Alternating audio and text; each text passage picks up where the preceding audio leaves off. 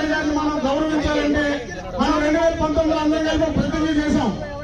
ఎట్టి పరిస్థితుల్లో 2024లో సీఎం గా చూడాలని. కానీ సీఎం అవ్వకపోయినప్పటికీ ఆయన డిప్యూటీ సీఎం అయ్యారు. అయితే 2029లో మనం సీఎం గా చూడాలంటే 2019 నుంచి 24 వరకు మనం ఎలా కష్టపడ్డామో దానికి 10 రెట్లు మనం కష్టపడితే పవన్ కళ్యాణ్ గారు సీఎం అవ్వడం తథ్యం. సీఎం అవ్వాలా లేదా? ఎందుకంటే ఒక మంచి వాడి చేతిలో ఒక అధికారం వస్తే అందరికీ మంచిగా జరుగుతుంది.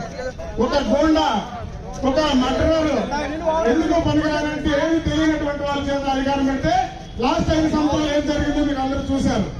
అయితే ఇక్కడి నుంచి ఒక 15 సంవత్సరాల పాటు మనం అందరూ ఇష్టం ఉన్నా లేకపోయినా పవన్ కళ్యాణ్ గారు అడుగుజాడల్లో నడిస్తే మన రాష్ట్రం సుభిక్షం అయిపోతుంది.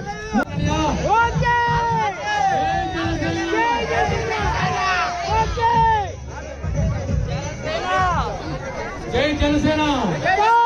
ఈరోజు ఆంధ్రప్రదేశ్ జనసేన పార్టీ అధ్యక్షులు కొణిదెల